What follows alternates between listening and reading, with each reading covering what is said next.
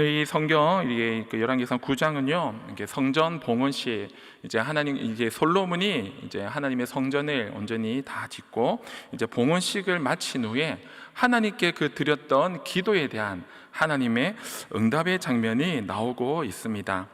먼저 우리 1절 말씀을 우리 같이 한번 살펴보면, 솔로몬이 여호와의 성전과 왕국 건축하기를 마치며 자기가 이루기를 원하던 모든 것을 마친 후에라고 말씀하고 있습니다. 이것은 이제 솔로몬이 이제 자신이 원하던, 자신이 하나님께 이렇게 약속했던 성전 건축 7년과 또 이렇게 왕국 건축을 13년 동안 다 이제 마친 후에 이제 하나님께서 또 이렇게 응답하고 있다는 것을 얘기하고 있습니다. 하나님께 이게 봉헌식까지 다 마친 후죠. 약 20여 년 동안 솔로몬은 이렇게 자기의 사명을 다 완전히 이루었던 것입니다. 그때에 하나님께서 솔로몬에게 나타나셔서 말씀을 주고 있습니다.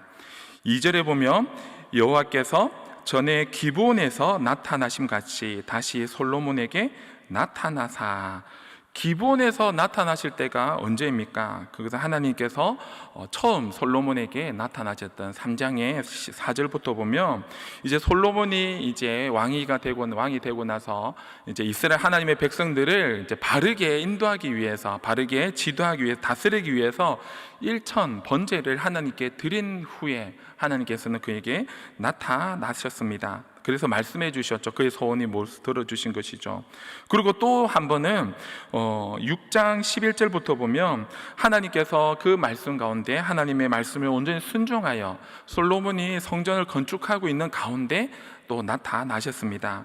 그리고 오늘 본문에서 보니까 이제 성전과 왕궁을 건축을 다 마친 후에 하나님께서 다시 한 번 더 솔로몬에게 이렇게 나타나셔서 그의 기도를 지금 들어 응답하고 계신 것입니다. 이렇게 3번이나 하나님께서 그에게 나타나신 모습들을 볼 때면 공통점이 있습니다. 그것은 바로 솔로몬이 하나님의 그 주신 사명을 잘 감당하고 있는 그 현장 속에서 하나님께서 솔로몬에게 나타나신 것을 볼 수가 있습니다. 그가 왕으로서 하나님의 뜻대로 백성들을 잘 다스리기 위해서 하나님께 제사를 드린 후에 나타나셨고, 또 하나님의 그의 성전을 건축하고 있을 때 나타나셨고, 이제는 그 성전을 다 건축한 후에 하나님께서는 나타나신 것입니다. 이렇듯 하나님의 말씀에 순종하여 온전히 그의 사명을 다하는 자에게 하나님께서는 찾아오시고 그를 위로하시고 그의 기도를 들어 응답해 주시는 것입니다. 요한복음 1장 19절에 보면 세례 요한의 모습이 나와 있습니다. 그가 광야에서 그 백성들에게 회개의 메시지를 선포하고 그들이 백성들에게 요단강에서 세례를 베푸는 그 사명을 감당하고 있을 때 누가 찾아오십니까? 바로 그가 그렇게 고대하던 예수 그리스도가 찾아오셨습니다. 성도 여러분, 우리가 하나님을 믿고 고백하듯이 하나님은 하늘에 계시고 또 거룩하시고 완전하신 분이십니다. 그러나 하나님은 결코 멀리 계시지 않는다는 것입니다. 우리의 삶 가운데 내가 하나님께서 주신 그 사명을 감당하고 있을 때 하나님께서는 우리와 함께 하신다는 것입니다. 우리에게 찾아오신다는 것입니다. 우리의 기도를 들어 응답하신다는 것입니다. 내가 지금 예배하고 있는 이곳에만 하나님이 계신 것이 아니라 내 가정에서, 우리의 또 학생들은 학교에서, 또 우리가 삶의 현장에서 하나님은 우리와 함께 하시는 줄 믿습니다. 그렇기 때문에 우리는 언제나 어디서나 하나님과 교제할 수 있고 하나님의 우리의 마음에, 예수 그리스도를 우리의 마음에 모실 수가 있는 것입니다. 내 삶 가운데 늘 하나님이 함께 하심을 우리는 기억하시기 바랍니다. 내가 주님의 주신 그 삶의 현장에서 내가 최선을 다하고 살아갈 때, 하나님의 뜻을 이루며 하나님께서 주신 그 사명을 내가 감당하고 있을 때 하나님께서는 우리와 함께하고 계신다는 것입니다. 아무도 알아주지 않고, 혹시나 내가 혼자라고 생각하시는 분이 있습니까? 내가 주의 일을 감당하고 있는데 아무도 알아주지 않고 나만 홀로 외롭게 있다고 생각하시는 분이 있습니까? 그러나 그 가운데 주님이 함께하고 계십니다. 내 삶에 화려하진 않아도 언제나 날마다 하나님께서 함께 하시는 것을 믿고 하나님을 만나는 그런 복된 삶을 살아가는 저와 여러분이 되기를 축복합니다.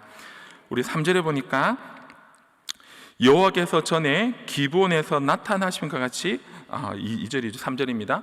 여호와께서 그에게 이르시되 내 기도와 내가 내 앞에서 간구한 바를 내가 들었은즉, 들으셨다고 말씀하고 있습니다. 내가 그에게 내 기도와 내 간구 언제입니까? 바로 솔로몬이 이제 성전 건축과 왕궁 건축을 이제 다 마친 후에라고 얘기하고 있는데, 대략 보니까 우리가 어떻습니까? 성전을 건축한 후에 또 왕궁을 건축하는 기간이 총 몇 년입니까? 왕궁을 건축한 기간이 약 13년이죠. 그 하나님께서는 13년의 기간 동안 하나님께서는 그 솔로몬의 기도를 들어 응답하고 있다는 것입니다. 이제 성전을 건축한 후에 하나님께서는 그의 기도를 들으셨다가 이제는 그가 왕궁을 건축한 후 약 13년이 지난 후에 하나님께서 그의 솔로몬의 기도를 지금 응답하고 있다고 얘기하고 있습니다. 그의 기도를 들었다는 것은 하나님께서 그 솔로몬의 기도를 외면하지 않으시고 그 13년 동안에 하나님께서는 침묵하고 계셨다가 이제는 하나님께서 그의 기도를 듣고 이제 응답하고 있는 것입니다. 하나님은 우리의 기도를 결코 외면하지 않으십니다.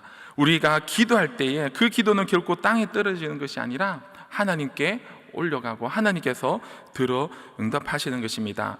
하나님은 저와 여러분의 작은 신음소리까지도 다 듣고 계시는 분입니다. 우리가 어떠한 기도를 할 때 그것을 외면하지 아니하시고 하나님께서는 그 때가 되면 하나님께서는 들어주십니다. 여러분들 마태복음 7장에 보면 어떤 내용이 나옵니까? 기도의 내용이 나옵니다. 우리는 하나님께서는 너희 중에 누가 아들이 떡을 달라 하는데 돌을 주며 생선을 달라고 하는데 그 뱀을 줄 자가 어디에 있겠느냐? 하물며 악한 자라 할지라도 좋은 것으로 자식에게 주거든 하물며 하늘에 계신 너희 아버지께서 구하는 자에게 좋은 것을 주시지 않겠느냐라고 말씀합니다. 하나님은 저와 여러분이 기도할 때에 그 기도에 대해서 지금은 내가 응답하지 않는다고 할지라도 하나님의 때가 된다면 하나님께서는 가장 좋은 것으로 응답하시는 주님인 줄 믿습니다. 여러분들 요한복음 13장에 보면 죽은 나사로 이야기가 나옵니다. 처음에 예수님께서 그 공생애에 이제 다 끝나갈 무렵에 그 사랑하는 자 나사로가 이제 병들었다는 소식을 듣게 됩니다. 그러니까 마르다와 마리아가 사람을 보내서 예수님을 빨리 오라고 하죠. 예수님께서 빨리 와서 우리 이 나사로의 병을 고쳐달라고 합니다. 그런데 예수님께서 즉시 찾아가셨습니까? 거기서 머물던 곳에서 이틀이나 더 머물다가 나사로가 죽은 지 나흘이나 지난 후에 예수님께서 그에게 찾아가신 것을 봅니다. 왜 그랬을까요? 왜 즉시로 가서 나사로의 병을 고쳐주시지 않고 나사로가 죽은 지 나흘이나 지난 후에 그에게 찾아가셨을까요? 그것은 바로 나사로 하나님께서 예수 그리스도가 바로 부활이요 생명이신 분임을 우리에게 전해주기 위함입니다. 예수님께서는 그 나사로가 죽은 후에 그 무덤에 가셨죠. 그 무덤 앞에서 돌을 옮기라고 명령할 때에 그 마르다는 이미 나사로가 죽은 지 나흘이나 지났기 때문에 냄새가 날 거라고 얘기합니다. 그러나 이미 모든 사람들은 나사로가 죽었으니까 이제 예수님 와도 소용없다, 이제 냄새가 나니까 이제 예수님 와도 무슨 일을 하시겠냐라고 포기하고 있을 때에 예수님께서는 오히려 그가 죽지 않고 자고 있다라고 말씀합니다. 그러면서 그 무덤 앞에서 예수님께서 한 말씀 하시죠. 나사로야 나오라. 그럴 때 어떤 일이 일어납니까? 그 죽었던 나사로가 다시 살아서 걸어 나오는 것을 우리가 알 수 있지 않습니까? 이를 통해서 예수님은 죽은 자도 살리시는 분임을 보여주고 있는 것입니다. 예수님만이 우리의 생명을 살리는 유일한 분이시요, 예수님만이 우리의 부활이 되시요 생명이 되시고, 믿는 자가 죽지 아니하고 이미 죽은 자도 그 예수님을 믿음으로 말미암아 영원히 죽지 않는다는 것을 우리에게 보여주고 있는 것입니다. 몸소 보여주신 것이죠. 우리가 드린 기도는 내가 지금 당장은 하나님께서 응답해 주시지 않고 하나님께서 외면하시는 것처럼 보이지만 그것은 하나님의 뜻입니다. 하나님께서는 우리에게 가장 적절할 때에, 가장 좋은 때에 하나님께서는 그 기도를 응답해 주시는 분임을 믿습니다. 하나님께서는 우리가 여러분들이 기도하고 계십니까? 내가 간절히 기도하고 있습니까? 내가 우리 가족을 위해서, 우리 자녀를 위해서 얼마나 내가 기도하고 있습니까? 그러나 내가 지금 하나님께서 그것을 외면하지 않고 계십니다. 하나님께서 그 기도를 내가 지금 당장 들어주시지 않는다고 해서 하나님이 우리의 기도를 듣고 계시지 않는 것이 아니라 나에게, 우리 가족에게, 우리 자녀에게 가장 좋은 때에 응답해 주시는 그 하나님을 믿으시기 바랍니다. 그래서 우리는 하나님의 뜻대로 구하는 자는 하나님께서 결코 그것을 외면하지 아니하시고 응답해 주시는 그 하나님의 심을 믿고 우리는 그 기도가 끊이지 않고 나가는 저와 여러분이 되기를 축복합니다. 이제 4절부터 9절까지의 말씀은 보면 한결같이 우리가 하나님의 말씀에 순종할 때에 복이 임하고, 하나님의 말씀을 외면하고 우리가 우상을 섬길 때는 저주가 임한다는 그 경고의 메시지가 나오고 있습니다. 이것을 보면요, 우리가 신명기 28장의 말씀이 생각납니다. 그 28장의 말씀을 보면 무엇입니까? 하나님의 말씀에 순종하고 그의 뜻대로 우리가 살아가는 자에게는 하나님께서 복이 임하지만, 하나님의 말씀을 순종하지 아니한 자에게는 수많은 저주가, 나가도 저주를 받고 들어와도 저주를 받는 그런 하나님의 경고의 메시지가 있지 않습니까? 이 솔로몬에게도 하나님께서는 말씀하고 있습니다. 네가 만약에 하나님만 잘 섬기고 하나님의 그 말씀에 순종하고 살아간다면 다윗과 맺었던 그 왕위가 영원할 것이지만, 순종하지 아니하고 우상을 섬기고 살아간다면 하나님께서는 그 이스라엘을 멸망할 뿐만 아니라 그의 또 성전마저도 하나님께서 버리시겠다는 경고의 메시지를 보여주고 있습니다. 하나님께서는 저와 여러분을 사랑하십니다. 그러나 하나님의 말씀에 순종하지 않는 자가 온전히 하나님 앞에 서 있다면 하나님께서는 우리를 외면하신다는 것을, 우리를 벌도하신다는 것을 꼭 기억하시기 바랍니다. 이 말씀이 이 9장 1절부터 이 9절 말씀이 결코 솔로몬에게만 해당되는 말씀은 아니죠. 저와 여러분에게 주시는 말씀인 줄 믿습니다. 우리는 날마다 하나님의 복을 구하고 하나님께 하나님께 내가 복을 주옵소서, 나의 기도를 들어 응답하옵소서라고 기도하지만, 그러나 우리는 내가 하나님의 뜻대로 살아가고 있는지, 내가 하나님의 말씀에 온전히 순종하는지 나 자신을 돌아보기를 원합니다. 내가 하나님의 백성으로서, 내가 하나님의 자녀로서, 내가 하나님의 뜻을 누리며 내가 하나님의 말씀에 온전히 순종하는지 오늘 하루도 나의 삶을 돌아보며 하나님의 은혜와 그 복을 누리는 저와 여러분이 되기를 축복합니다. 말씀을 맺겠습니다. 하나님은 멀리 있는 분이 아닙니다. 하나님은 내 삶 가운데 언제나 함께 하시고 우리의 기도를 들어주시는 하나님이신 줄 믿습니다. 저와 여러분이 기도할 때에 그 기도는 하나님께서 결코 외면하지 아니하시고 하나님이 보시기에 적절한 때, 나에게 가장 좋은 때에 하나님은 우리의 기도를 들어주시는 것입니다. 그리고 내가 하나님의 그 말씀에 내가 순종할 때 하나님은 우리에게 은혜와 복을 주시는 그런 사랑의 하나님이신 줄 믿습니다.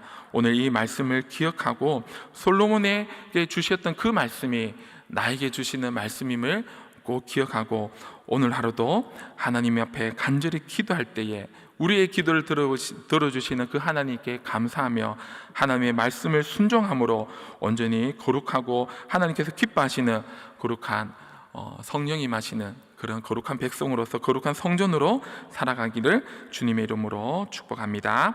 아멘. 기도하겠습니다. 하나님 감사합니다.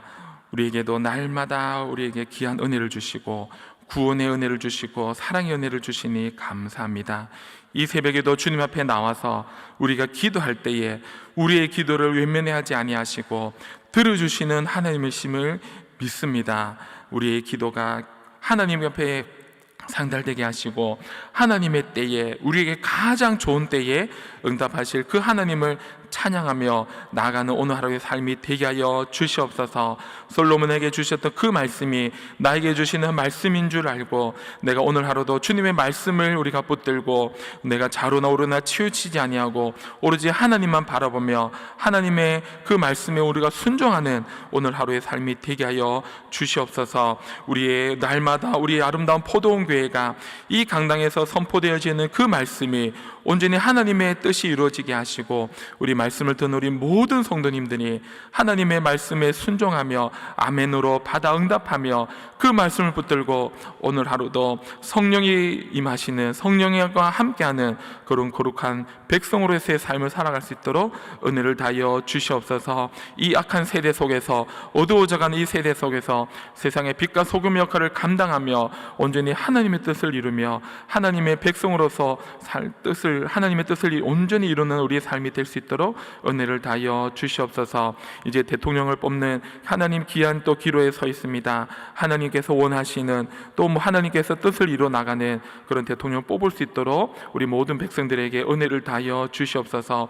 지금도 하나님의 말씀을 날마다 선포하는 담임 목사님에게 성령 충만케 하시고 하나님께서 그 말씀을 선포할 때마다 잠자는 영혼들, 죽어가는 영혼들이 깨어지게 하시고 온전히 이 땅 위에 하나님의 뜻이 이루어질 수 있도록 은혜를 다하여 주시옵소서. 지금도 병중에서 병마와 씨름하고 있는 우리 환우들 주님께서 어루만져 주시고 깨어지게 하시고 온전히 하나님만 바라보며 하나님만 의지하며 이겨낼 수 있도록 은혜를 다하여 주시옵소서. 우리 사랑하는 우리 자녀들에게 우리 다음 세대 우리 어린 우리 영혼들 주님께서 붙잡아 주시옵소서. 그들이 이 악한 세대 가운데 하나님의 백성으로서 하나님의 거룩한 자녀로서 하나님의 뜻을 이루며 세상에 또 동화되지 아니하고 온전히 하나님의 뜻만 이루며 살아가는 우리 모든 자녀들 되게 하여 주시옵소서. 이 시간도 하나님께 감사하여 하나님께 귀한 예물을 올려드립니다. 그 예물을 올려드릴 때 하나님께서 기뻐 받아주시고 이 예물이 하나님의 뜻에 귀하게 쓰이게 하시고 하나님 나라가 그곳에도 임하게 하여 주시옵소서. 오늘 하루도 우리와 함께 하실 주님을 찬양하며 살아계신 예수 그리스도의 이름으로 기도드립니다. 아멘.